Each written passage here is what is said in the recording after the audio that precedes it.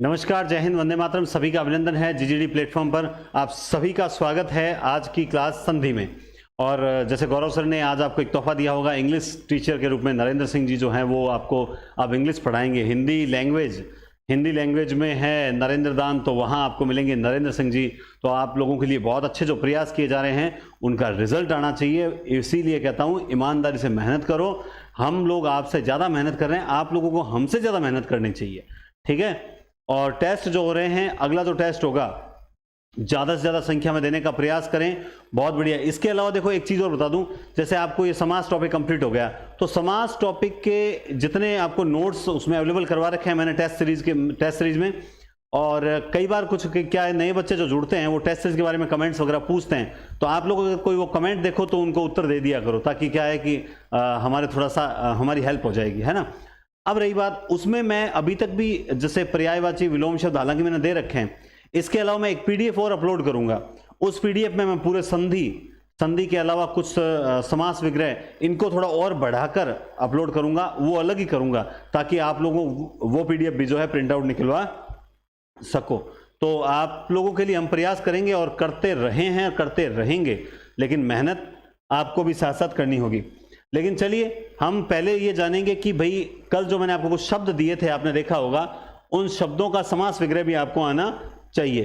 तो ये कुछ शब्द आपके सामने थे। वाल्मीकि, तो आपने वाल्मीकि का क्या किया, आपने इसका विग्रह क्या किया, ये आपको पता होना चाहिए। देखो इसमें और कोई शब्द तो नहीं है, नहीं, बस इतना ही शब्द है। देखिए वाल्मीकि शब्द का क्या है, जो आपने खूब ढूंढा होगा, जो चींटी पहाड़ियों से पैदा हुआ हो। क्या विग्रह होगा? जो चींटी पहाड़ियों से पैदा हुआ हो वह मुनि विशेष। कैसे सर, ये कैसे हो गया सर? इसमें तो अर्थ देखो, इसकी कहानी है इनका, जैसे मान लो इनको रत्नाकर कहा जाता था, तो रत्नाकर ने जब तपस्या की, है ना, जब सही सत्य का भान हुआ और तपस्या की, तो तपस्या करने के बाद ये इतनी कठोर तपस्या में चले गए थे कि इनके शरीर पर दीमक का जो है पहाड़ बन गया था। और दीमक का पहाड़ बन गया था, और दीमक जो चींटियां होती है, दीमक की चींटियां, और मतलब एकदम पूरा दीमक का ही पहाड़ बन गया था। तो जब भगवान प्रसन्न होते हैं तब इनको वाल्मीकि नाम से संबोधित करते हैं। इसीलिए इनके बारे में कहा जाता है जो चींटी पहाड़ियों से पैदा हुआ हो वो मुनि विशेष कौन है? वो है वाल्मीकि।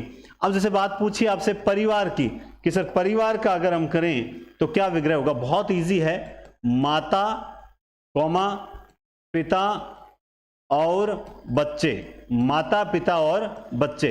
तो अब देखिए इसमें भी तो शब्द के अकॉर्डिंग विग्रह नहीं हो रहा, लेकिन इसका विग्रह यही है, माता पिता और बच्चे। तो सर इसमें दादा दादी कहां जाएंगे? भाई दादा दादी भी तो किसी के माँ बाप हैं, और माँ बाप भी तो किसी के बच्चे हैं। तो इसको यूं नहीं लेना है कि सर काका काकी, चाचा चाची, आंटा आंटी सभी ले लोगे, ऐसा नहीं चलेगा। तो कुल मिला के माता पिता और बच्चे इसका विग्रह होगा। लेकिन ये पेपर में नहीं पूछे जाते भैया, ये पेपर वाली चीजें नहीं है, ये है ऑफलाइन क्लास में पढ़ रहे हैं, और पढ़ते पढ़ते गुरुजी बता रहे हो कि बढ़िया बढ़िया पढ़ाता हूं ये वो। उस वक्त गुरुजी को कहीं अड़ाना है। गुरुजी जब अड़ेंगे तो बच्चों के सामने कहेंगे भाई ये तो कल देख के बताऊंगा, तो हम गुरुजी के मजे लेंगे, हंसेंगे, है ना।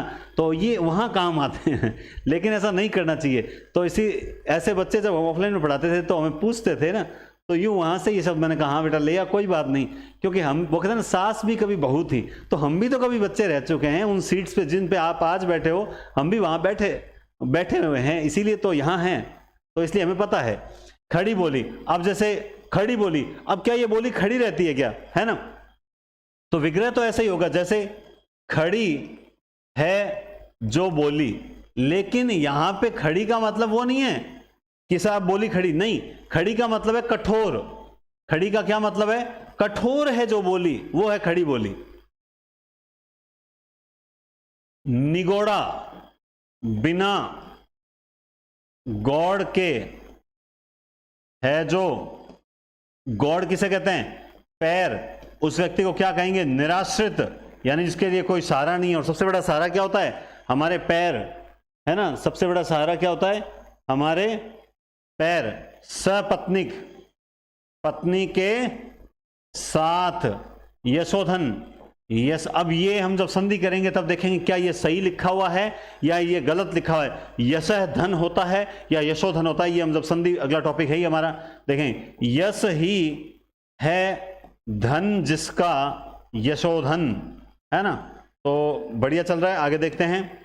पिशाच, ये बहुत बढ़िया है। मतलब पिशाच शब्द का जब आप विग्रह करते हो तो आपको पिश यानी पिशित शब्द का अर्थ पता होना चाहिए। अगर आप पिशित को बोलते हैं मांस, पिशित को क्या बोलते हैं, मांस, तो जब आपको मांस का अर्थ पता होगा कि पिशाच पिशित को क्यों बोला जाता है, यानी अब मांस का भक्षण, तो आप यूं कह सकते हो पिशित, या फिर इसको बोलो मांस का भक्षण करने वाला क्या कहलाता है, पिशाच कहलाता है। क्या कहलाता है, पिशाच। मन चला, मन से चंचल है जो, वह कौन है, जो मन से चंचल है वो कौन है, आप बताओ। देखें, मन से चंचल है मतलब अस्थिर व्यक्ति। कैसा व्यक्ति है, अजी बार बार बीच में डार्क हो रहा है ना, कभी डार्क हो रहा है स्क्रीन। खैर चलो देखो एक बार, तो कोई दिक्कत नहीं है।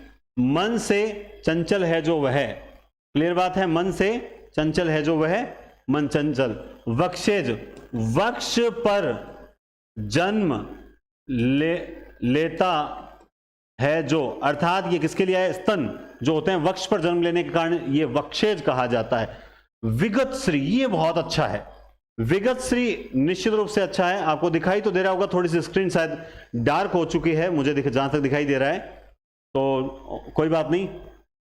विगत श्री, वक्ष पर जो जन्म लेता है ये हो गया विगत श्री। विगत श्री का आप क्या करोगे, देखिए ये क्या होगा, विगत, विगत है, विगत है श्री जो, विगत श्री है ना, विगत है श्री, सॉरी इसका जो नहीं करेंगे, विगत है श्री जिसे वह, मतलब जिसको, मतलब विगत है श्री जिसे वह।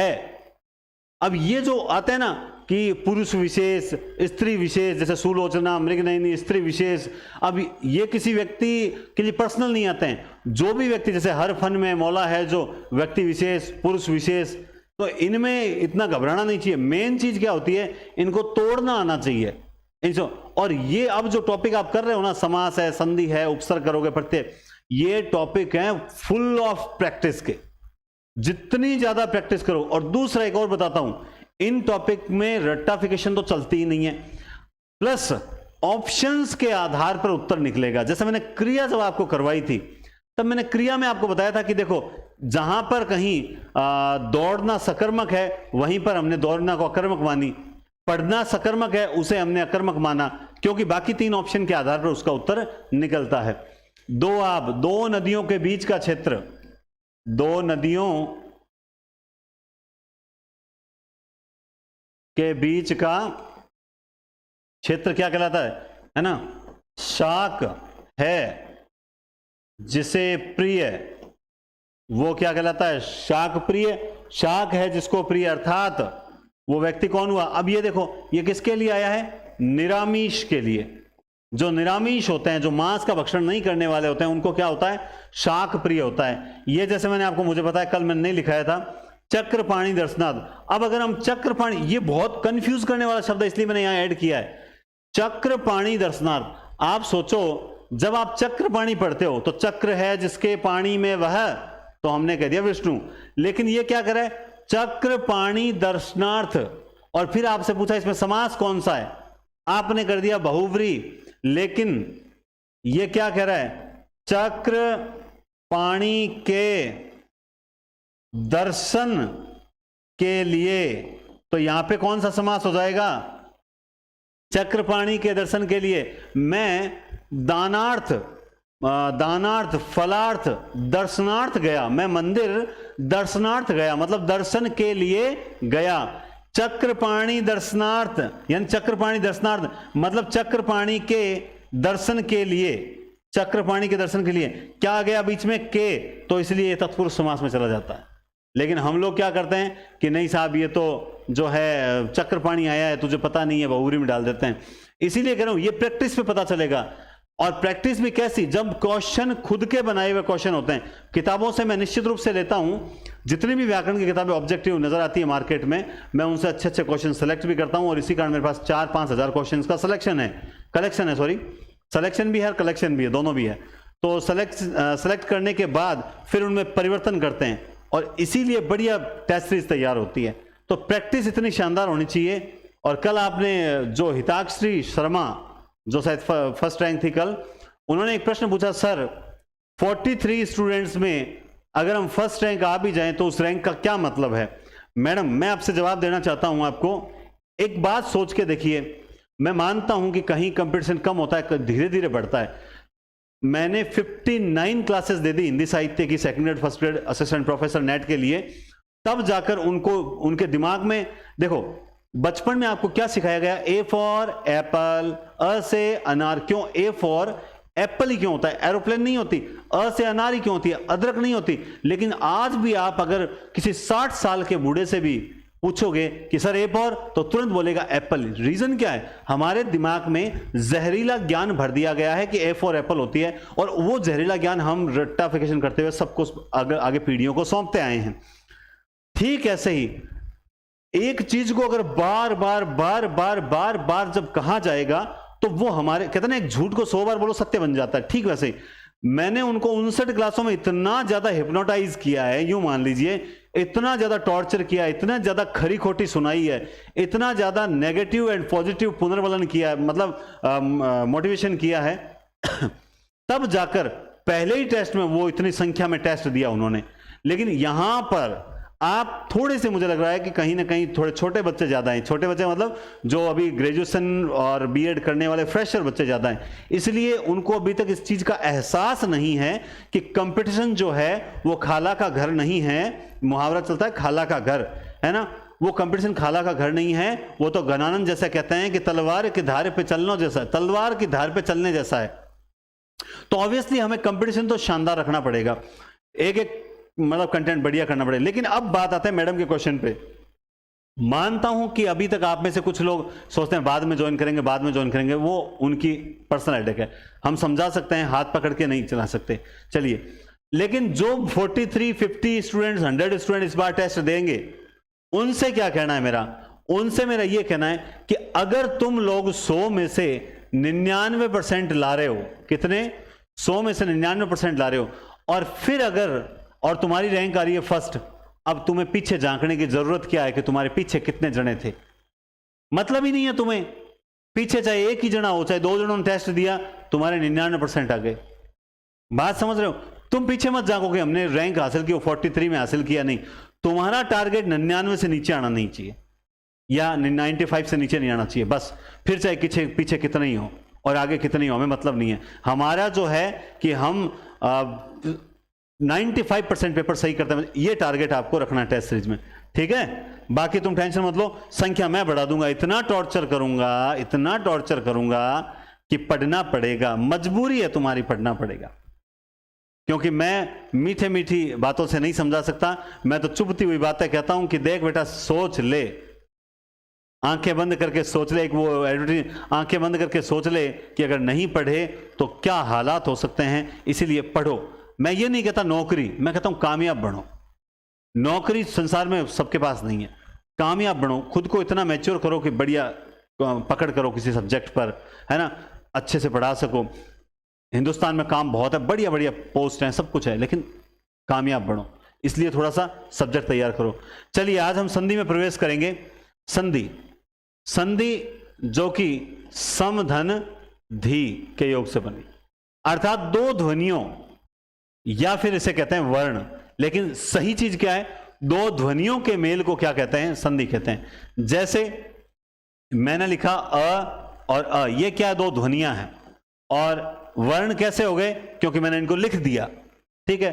तो ये क्या बन गए, आ, तो ये क्या हुई, संधि हुई।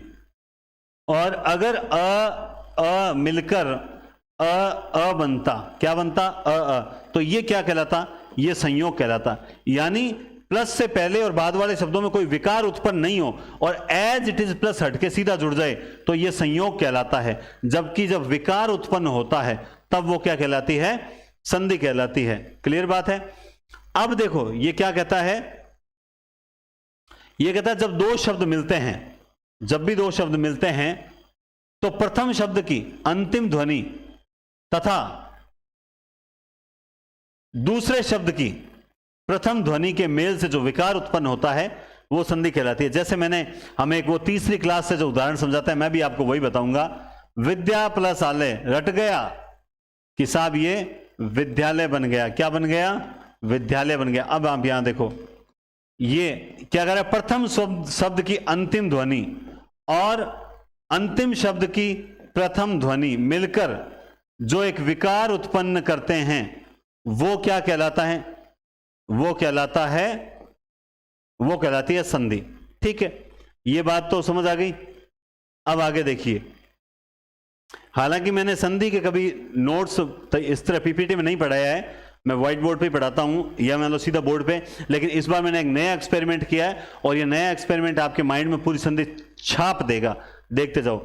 अब देखो, स्वर और स्वर संधि के जो प्रकार होते हैं, यानी कितने टाइप से संधि होती है टोटल।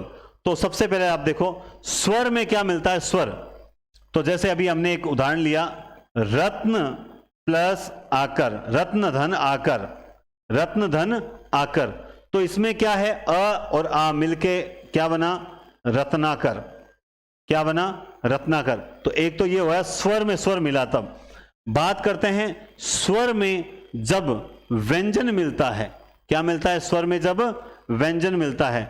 जैसे आप इसको यूं माने, उदाहरण, स्वर में व्यंजन मिलाते हैं तब, चलो एक उदाहरण दे देता हूं आपको, ये दे देता हूं, आ प्लस छादन। हालांकि इसके जगह और भी उदाहरण दे सकता हूं, लेकिन ये उदाहरण देता हूं, आ प्लस छादन।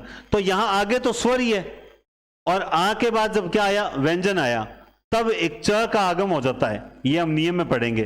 तो क्या बन गया? आच्छादन। एक बार समझाने के लिए, ठीक है। व्यंजन में व्यंजन मिलता है, कैसे? देखते हैं, सम धन कल्प। तो व्यंजन है म, ये क है, तो ये क्या बन गया? संकल्प बन गया, संकल्प। व्यंजन में जब स्वर मिलता है ना, व्यंजन में जब क्या मिलता है? स्वर। तो देख लीजिए, सम प्लस आचार, तो ये व्यंजन है, ये स्वर है, तो क्या बन गया? समाचार। ठीक है। एक आता है विसर्ग में जब स्वर मिलता है। विसर्ग में क्या मिलता है? स्वर। जैसे उदाहरण आपको कोई याद आ रहा हो विसर्ग में स्वर का उदाहरण, बढ़िया सा उदाहरण किसी को, हाँ, जैसे मन धन अनुकूल, क्या है? तो क्या हो जाएगा? मनोनुकूल।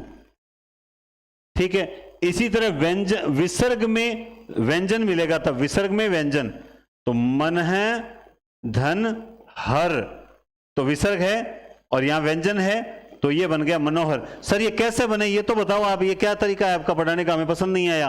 अरे बताएंगे। अभी तो सिर्फ आपको ये बताया कि संधि इस टाइप से संधि होती है, यानी इतने टाइप से कुल होती है संधि। कहीं स्वर में स्वर मिलता है, कहीं स्वर में व्यंजन मिलता है, कहीं व्यंजन में व्यंजन मिलता है, कभी व्यंजन में स्वर मिलता है, कभी विसर्ग में स्वर मिलता है, कहीं विसर्ग में व्यंजन मिलता है। इस तरह से होती है संधि। संधि के कुल संधि कितने, यानी भेद जो होते हैं वो कितने होते हैं? 3 भेद होते हैं। पहला कौन सा होता है? स्वर संधि। स्वर संधि के फिर से कितने भेद होते हैं? 5 भेद होते हैं, हम देखेंगे। एक होती है स्वर संधि, एक व्यंजन और विसर्ग, यानी इसका मतलब है इसमें स्वर में स्वर ही मिलेगा। स्वर संधि में स्वर में क्या मिलता है? स्वर। व्यंजन की बात करूं तो आप यूं मान लीजिए, इसमें व्यंजन में स्वर भी मिलेगा और व्यंजन भी मिलेगा। समझ गए बात आप? स्वर में व्यंजन भी मिलेगा और ये भी साथ में, और स्वर में व्यंजन मिलेगा। समझ गए बात आप? विसर्ग संधि में आपने अभी देख लिया, विसर्ग है, विसर्ग में आपको स्वर भी दिखाई देगा और व्यंजन भी दिखाई देगा। लेकिन हम बात कर रहे हैं फिलहाल इसकी कि स्वर में स्वर ही मिलेगा। स्वर संधि क्या होती है? जब 2 स्वरों के मेल से जो विकार उत्पन्न होता है या परिवर्तन होता है, उसे क्या कहते हैं? स्वर संधि कहते हैं। 2 स्वरों के मेल से। हमारे सामने एक शब्द है, लेकिन इस शब्द को यूं लिखते हैं, राजा धन ईश। क्या है? राजेश, राजा धन ईश। अब ये क्या करिए? स्वर संधि, यानी इसमें क्या है? इसमें क्या है? आ है, लास्ट ध्वनि क्या है? आ। और इसमें क्या है? ई, लास्ट ध्वनि क्या है? ई। आ और ई मिलके क्या बनता है? ए बनता है। क्या बनता है? ए। चलो हम चेक करते हैं। तो ये 2 ध्वनियां मिलकर ए में हो गई। तो सबसे पहले हमने इसमें स्वर निकाल लिया, तो हमारे पास शब्द बचा राज। क्या बचा? राज, क्योंकि हमने इसमें से आ निकाल लिया। अब पीछे क्या है, आ और ई मिलके ए बन गए, तो अब ये ए को इसमें जोड़ो, तो जैसे ही आप इसमें ए को जोड़ोगे तो ये क्या हो गया, राजे, पीछे जो बचा वो लगा दो, ये हो गया राजेश। सेम ऐसे ही दिवसांत है, तो आप देखिए दिवस प्लस, या धन कह सकते हैं, हिंदी में इसे धन बोलते हैं, इसमें क्या है अ और इसमें क्या है अ, मिलके क्या बना आ, तो क्या बन गया दिवसांत, क्या बन गया दिवसांत।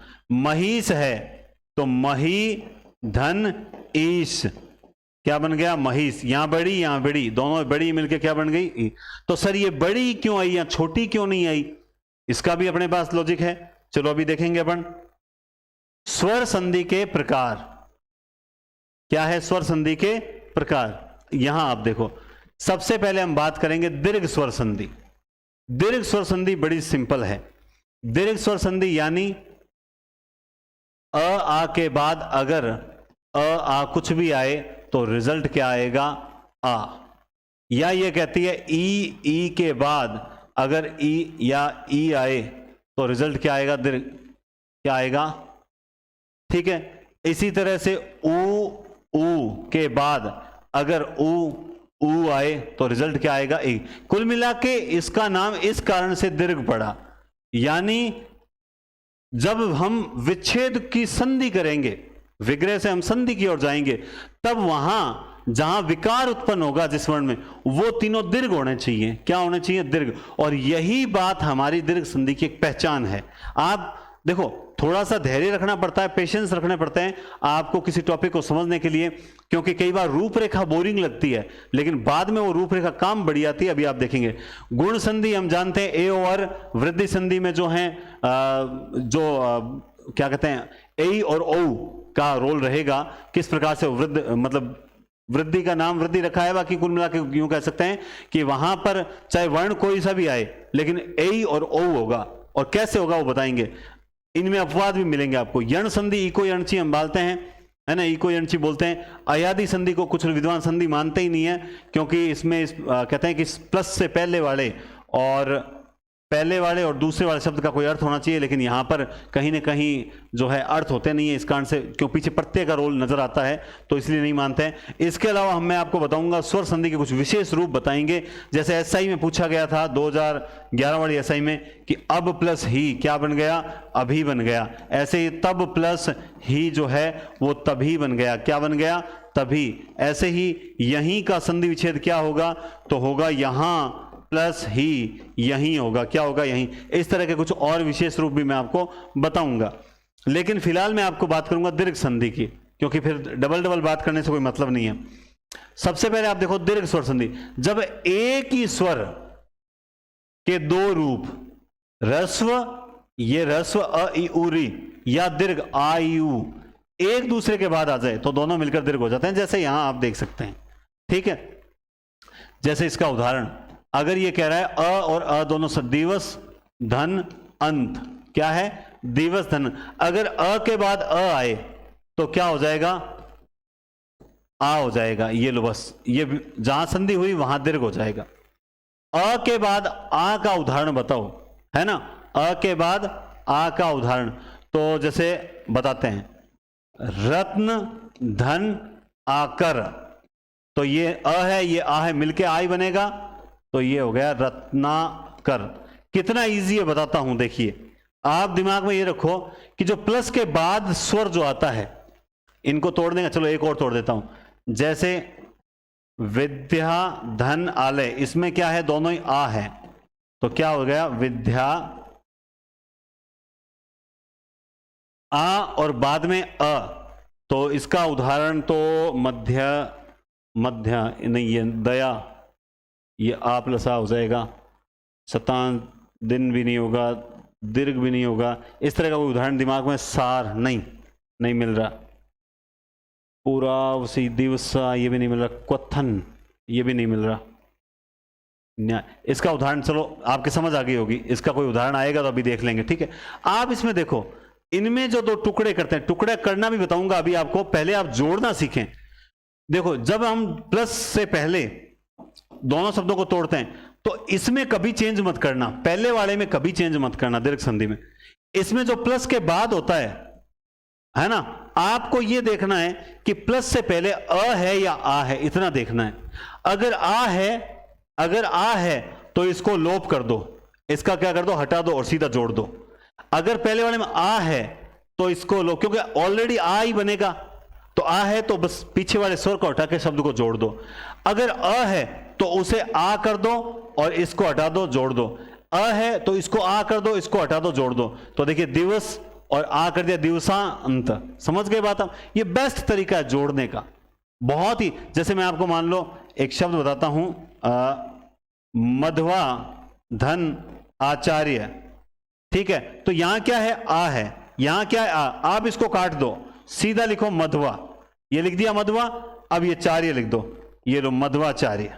क्या हो गया, मध्वाचार्य। और बताऊं आपको, जैसे देखो क्वथन, क्वथन धन अंक, क्या लिखा मैंने, क्वथन धन अंक।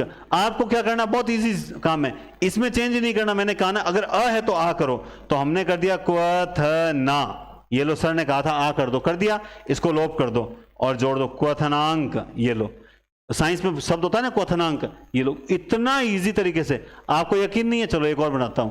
दीर्घ धन आयु, क्या है, दीर्घ। यहां कोई चेंज नहीं करना, इसको सिर्फ आ करना है। तो लो सर आपने कहा था ये आ, अब इसको लोप करना है, यू जोड़ दो, ये लो। अरे यार संधि इतनी सरल है। टफ तो क्या है, टफ तो है जो आपके संज्ञा सर्वनाम विशेषण वो है टफ। ये संधि टफ थोड़ी है, बिल्कुल टफ नहीं है, घबराने की जरूरत भी नहीं है। अब देखिए तोड़ना कितना इजी है, ये तो मैंने जोड़ना बताया, तोड़ना देखिए। आप नोटिस करेंगे हर शब्द में शब्द कहां से टूटता है, जहां पर बलाघात होता है, जहां पर क्या होता है, बलाघात। अब देखिए इसमें भी संधि है, कैसे तोड़ना है, बल धन आघात।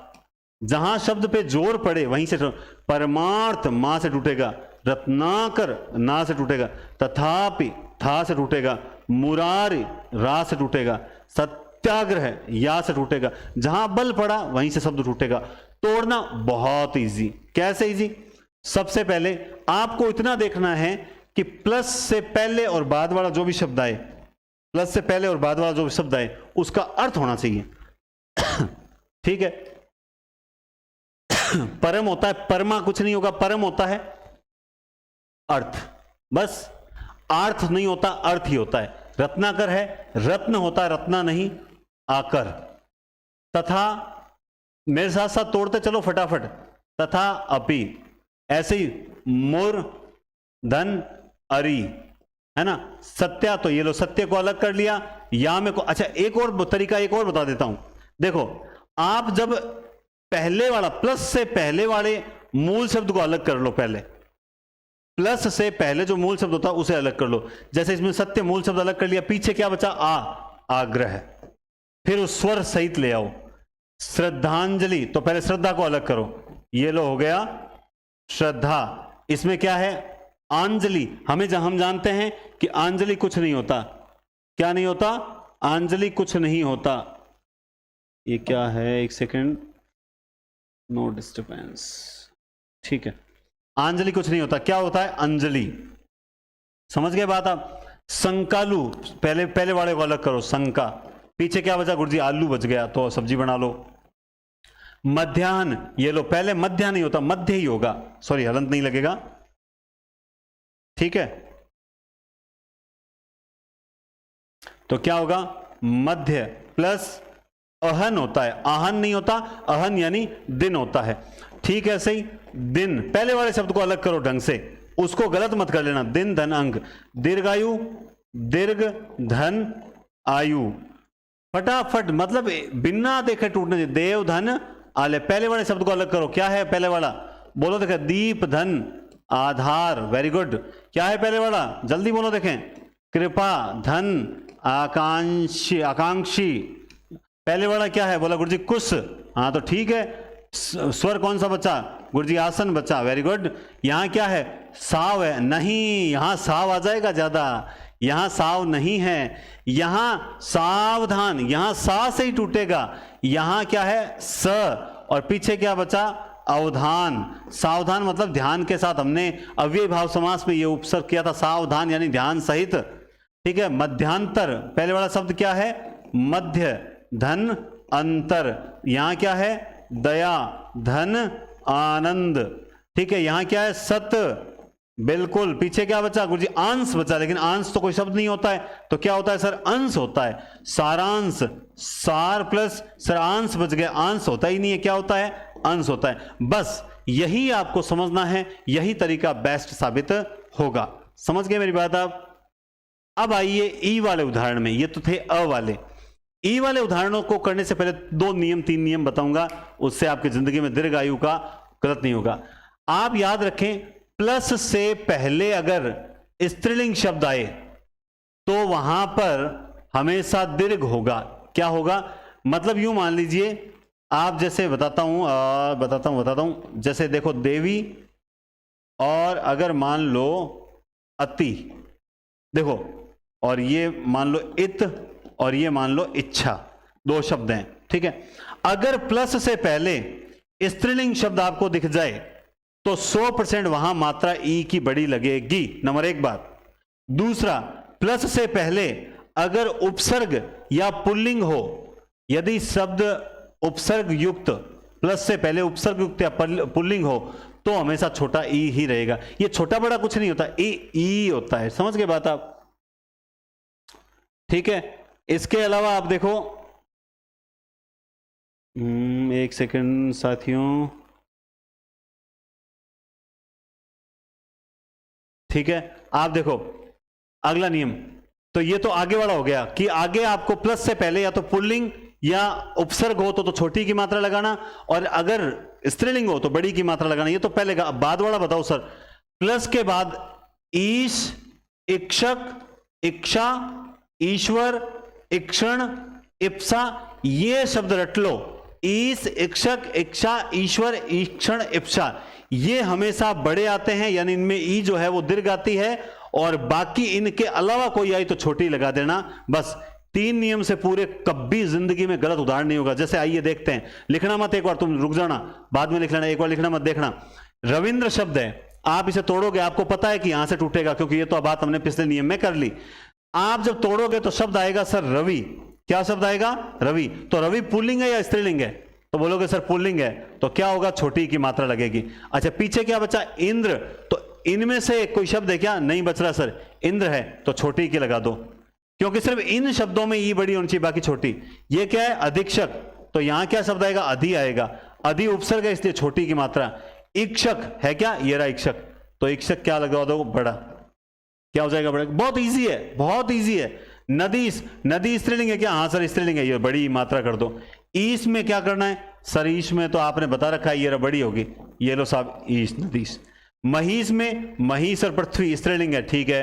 ईश में सर ईश बड़ा आएगा, ठीक है। श्रीश में श्री एंड लक्ष्मी सर बड़ी आएगी। ईश में सर ईश में बड़ा आएगा, ठीक है। रजनी क्या होती है? रात, स्त्रीलिंग है, हाँ सर स्त्रीलिंग है। पीछे क्या होता है? ईश, ईश में बड़ी आएगी। अभिप्सा, सर अभी जो उपसर्ग है, चलो भाई उपसर्ग छोटी लगा दो। इप्सा, ये रहा सर इप्सा, तो इप्सा में क्या करूं? बड़ी कर दो। सर देवी, देवी सर जो है स्त्रीलिंग है, बड़ी आएगी। इच्छा, सर इच्छा छोटी आएगी, क्योंकि इन 5 शब्दों में इच्छा नाम ही नहीं है। सती, सती सर बड़ी आएगी, क्योंकि स्त्री है। ईश, ईश बड़ा आएगा। सर अति, अति सर उपसर्ग है, इसलिए छोटा आएगा। इत, सर इत में, इन 5 में इत नहीं है, इसलिए छोटा आएगा। प्रतीक में, सर प्रति में जो प्रति है उपसर्ग है, इसलिए छोटा आएगा। इक में सर ई जो है छोटी आएगी, क्योंकि सर उपसर्ग प्रत्यय है और इन शब्दों में शामिल नहीं है। मुझे बताओ, आपको दिक्कत हुई क्या? कहीं हुई क्या? नहीं हुई, नहीं हुई ना? ये तरीके 3 नियम रट लो, कभी भी गलत नहीं होगी। यही आरोप लगते हैं हम पर कि सर आप बहुत कम पढ़ाते हो, लेकिन सर सरल तरीके से पढ़ाते हो। जिनके जीवन में कभी संधि पढ़ी हुई नहीं है, उन्हें मात्र 10 दिन में मैं उनके बराबर लाकर खड़ा कर सकता हूं, जो संधि में बादशाहत हासिल कर रखी है। घमंड की बात नहीं है, रत्ती पर भी घमंड नहीं है, क्योंकि अभी तो हमने हिंदी की 2 बूंद चखी है, पूरा सागर अभी बाकी पड़ा है, हम तो खुद सीखते हैं। लेकिन ये तरीका आपको पसंद आया कि नहीं आया कि सर सारी क्लियर करके रख दिया आपने कि पहले आए तो ये कर देना और बाद में आए तो ये कर देना। अब तो सर कुछ बचता ही नहीं है। अब तो कोई भी उदाहरण उठा के दे दो सर, हम तो आराम से इजी वे में कर देंगे। बस यही तरीका होता है। चलिए आइए मैं आपको ऊ के उदाहरणों में भी इसी तरह के नियम बताता हूं। अगर प्लस से पहले उपसर्ग या पुल्लिंग शब्द हो तो फिर क्या होगा, ऊ छोटा होगा। वो सेम बात है, प्लस से पहले उपसर्ग है या पुल्लिंग है तो छोटा, और ये होगी। और प्लस से पहले अगर स्त्रीलिंग है तो फिर ऊ क्या करोगे, बड़ा। प्लस के बाद, अब बाद की स्थिति बताओ सर, प्लस के बाद ऊष्मा, ऊर्जा, ऊर्मी, ऊर्ध्व, ऊर्जित, ये 5 शब्द आपको कहीं मिल जाए, या एक और है दोस्तों ऊढ़ा, ये छठा, ये अगर आपको मिल जाए तो ऊ बड़ा लगाना, इसके अलावा सब में क्या लगा देना, छोटा लगा देना। मजे करोगे जिंदगी के। संधि के 2 प्रश्न आएंगे, गलत नहीं जाएंगे, ऐसा ही वालों स्पेशल ध्यान रखना। चलिए हम बात करते हैं विदुदय। विदु यानी चंद्रमा। चंद्रमा पुल्लिंग है कि स्त्रीलिंग है सर, ये तो पुल्लिंग है। चलो विदु। उदय, तो उदय में सर छोटा ही आएगा, क्यों, क्योंकि सर इनमें शामिल नहीं है। ठीक है। वधु, वधु पुल्लिंग है या स्त्रीलिंग है सर, आधुनिक समय का तो मैं कह नहीं सकता, पहले तो वधु जो है वो स्त्रीलिंग होती थी। हाँ चलिए, तो कुल मिलाकर वधु स्त्रीलिंग। उल्लास, उल्लास में वो छोटा आएगा। गीतांजलि, गीत धन अंजलि, गीत धन अंजलि, ये अच्छा, ये तो वो अ वाला उदाहरण आ गया, एक्स बीच में आ गया, कुछ उदाहरण बीच में आ गए। जैसे ये देखिए दीक्षा, ये वो अ वाले उदाहरण है। अंत, ठीक है ना, ये दोनों उदाहरण ऊ वाले नहीं है। चलिए ये फिर आ गया कपीस, तो देखिए कपी होता है बंदर, और ईश में ये आएगा ईश। ये क्या है सर, भुर्मी, ना ना ना, ये है दोस्तों सरयुर्मी। क्या है, सरयुर्मी, सर भुर्मी मिस टाइप हो गया। तो सरयू क्या है, नदी है, तो ये लो बड़ा। और उर्मी क्या है, उर्मी, अभी ऊपर शब्द लिखा हुआ है ये देखो उर्मी, तो ये बड़ा आएगा। अंबुर्मी, अंबु क्या है सर, जल है, तो ये लो। और उर्मी, उर्मी में सर वो बड़ा है मी। चमुर्जा, चमू किसे बोलते हैं, सेना को बोलते हैं, तो ऊर्जा, ये लो। साकार में स धन आकार, ठीक है। कारावास में कारा धन आवास, ये बीच में मिक्स उदाहरण आ गए।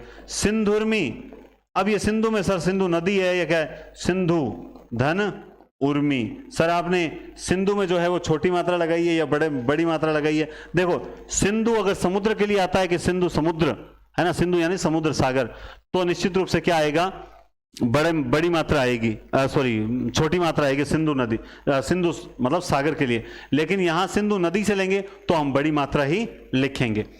ये भूर्व नहीं है, गलत लिखा हुआ है, ये शब्द है भूर्ध्व। क्या है, भूर्ध्व, सही नहीं लिखा गया, फिर से भूर्ध्व। तो भू यानी भूमि, भू, ऊर्ध्व, ये रहा ऊर्ध्व, तो क्या हो जाएगा, ऊर्ध्व। मतलब कितना भी टफ शब्द दे दो, 3 नियम माइंड में अगर तुम्हारे सेट हो गए ना, तो एग्जामिनर से कह ले बेटा ले आ, जो शब्द उठा के लाना है ले आ। हम जीजीडी प्लेटफॉर्म के हैं, एनडीसी से पढ़े हुए हैं, संधि का कोई शब्द छोड़ेंगे नहीं जब तक तोड़ेंगे नहीं, जब तक तोड़ेंगे नहीं तब तक छोड़ेंगे नहीं। ये आत्मविश्वास आपको बनाना पड़ेगा। अनुदित, तो गुरुजी अनु तो उपसर्ग होता है, ये लो छोटा लगा दो। उदित तो उन 5 शब्दों में था ही नहीं, ये लो उदित।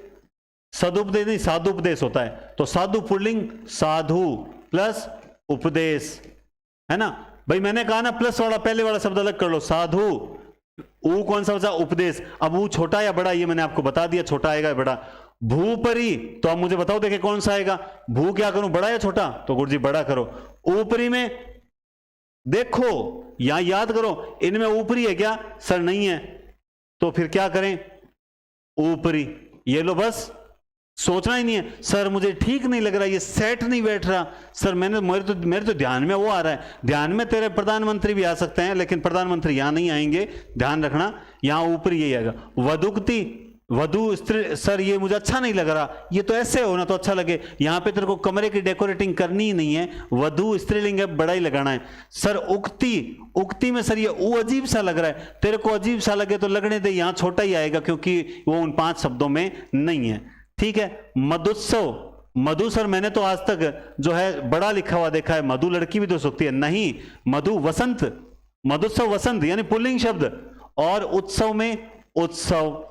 धातुष्मा, धातु छोटा आएगा, ऊष्मा ऊ बड़ा आएगा, क्यों आएगा, ये बड़ा मैंने बता रखा, कहां गया, ये रहा ऊष्मा, है ना। भूउद्धार भूभूमि, उद्धार में जो है छोटा।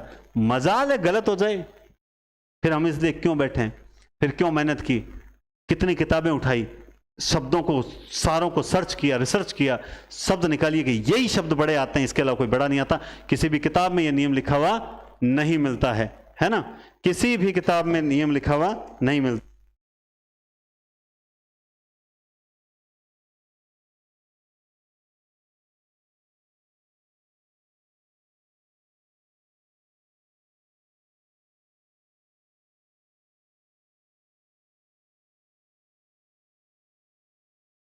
हेलो हेलो, ओके, ठीक है।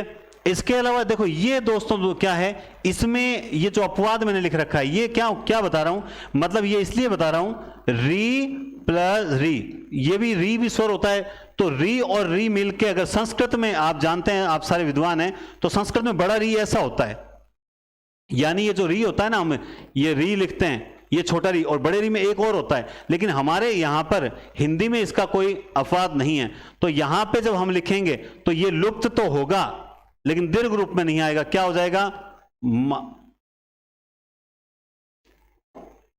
क्या हो जाएगा, मातृण, ठीक है, पितृण, और दो बार लिख दिया मातृ। एक ऐसे ही शब्द और होता है मातृकार, क्या होता है, मातृकार, पितृकार, ये चार शब्द हैं। तो ये तो फिक्स रटने पड़ेंगे, अपवाद है, इनको रटने पड़ेंगे, क्योंकि यहां पे हमारे हिंदी में री और री मिलके भी क्या बनेगा, री ही बनेगा, न कि वो आप इसको बड़ा कर दो, ऐसा नहीं होगा। समझ गए मेरी बात। तो ये है बहुत ही शानदार क्लास, उम्मीद करता हूं आपको समझ भी आया होगा, और दीर्घ संधि अब आप गलत नहीं करोगे। आज आपको जो शब्द देखने हैं, जिस किताब में, जिस जहां पर भी देखने हैं, मैं नहीं कहता मैं बेस्ट हूं, आप खुद मूल्यांकन करें कि सर ने जो पढ़ाया वो बेस्ट है, यानी मैं बेस्ट हूं या नहीं हूं चलेगा, लेकिन मेरा पढ़ाया हुआ निश्चित रूप से बेस्ट था, है और रहेगा, क्योंकि मैं हमेशा कुछ नया करके आपको पढ़ाता हूं। और इस शानदार क्लास के लिए आपने जो रेगुलर पढ़ते हैं ना, पूरी क्लास देखते हैं, उन सबको मेरा तहे दिल से बहुत बहुत धन्यवाद, शुक्रिया। और आपके सिलेक्शन की मैं दुआएं करूंगा और प्रार्थनाएं करूंगा कि ऐसे मेहनती बच्चों का जरूर सिलेक्शन हो। बहुत बहुत धन्यवाद, टेक केयर, शुभ दिन।